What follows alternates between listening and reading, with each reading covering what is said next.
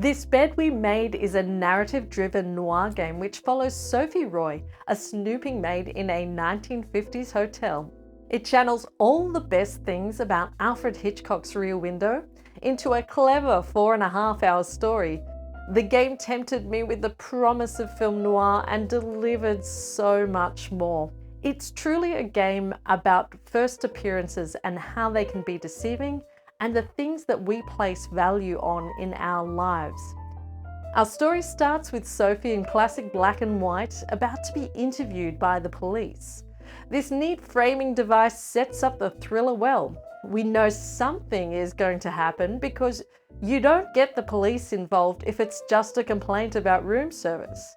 We then flash back to the start of her day, where she's cleaning a single room and trying to piece together the story of its resident. It might not seem like it at the time, but this opening gets to the heart of This Bed We Made.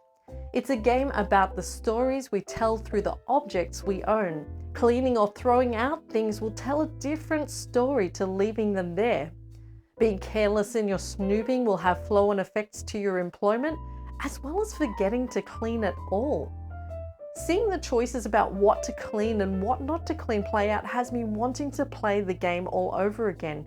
I think I was probably too timid, much like Sophie in my first playthrough, to make really strong choices about what I was going to leave behind, and I did feel the full impact of those. These choices about what to put on display and what to hide away also have a symbolic meaning in the game. As the story progresses, characters open up about their own hidden secrets, and what is hinted at in the newspapers around the hotel in the first act unfolds into a character-driven examination of McCarthyism. It's not as subtle as the game would like it to be. Your first suspicions are most likely to be the right suspicions, but don't let that stop you from playing the game and exploring these rooms fully. And it is definitely worth scouring the rooms until you've exhausted all the clues.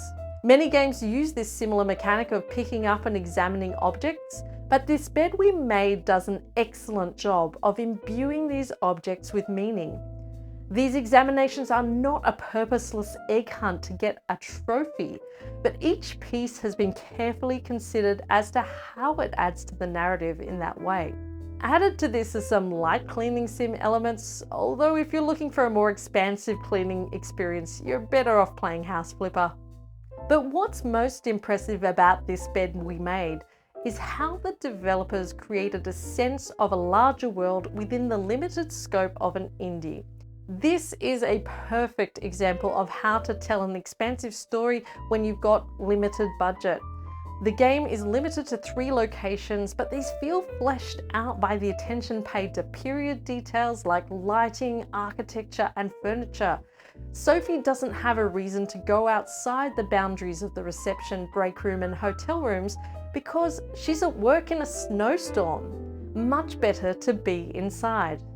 While there are 5 on-screen characters you interact with in the game, there are many more told through overhead conversations, letters, and photographs. Reading through these stories adds a richness to the world within the constraints of the game's scope, but it also enhances your interpretation of Sophie's character, depending on what you choose to do with these characters. It's a testament to the writing and a great lesson for any would-be indie developers on how to make a game feel bigger than it is.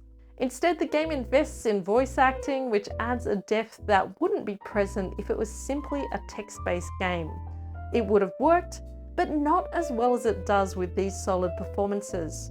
You're accompanied in your investigation by a confidant in the form of charismatic hotel receptionist Beth or the nerdy bookworm Andrew. I played the game through with the irresistible Beth, whose cheeky and seductive performance played off Sophie's timid persona to perfection. Puzzles need to be solved in order to further unlock the story and the suitcases, including some rather clever code breaking, which I really enjoyed. It helps to take notes while playing this game, While the evidence is added to your menu in text format, you often need to look at the in situ evidence for clues. Zooming in on these clues is essential, but it took me a while to figure out that I needed to do this in the game, despite the fact that it tells you in the top left-hand corner. My focus was on the object in the center of the screen. There's a layer of tension here created by Sophie's low-key crime of snooping. It's not murder, but she risks a lot by doing it and getting caught. This psychological thriller will leave you wondering until the very last minute who is responsible for the crime, if there is a crime at all. Much like Sophie, you'll ask yourself, why are these residents staying at the hotel? Is it all a coincidence? Is it a sinister blackmail plot? Or is she just bored?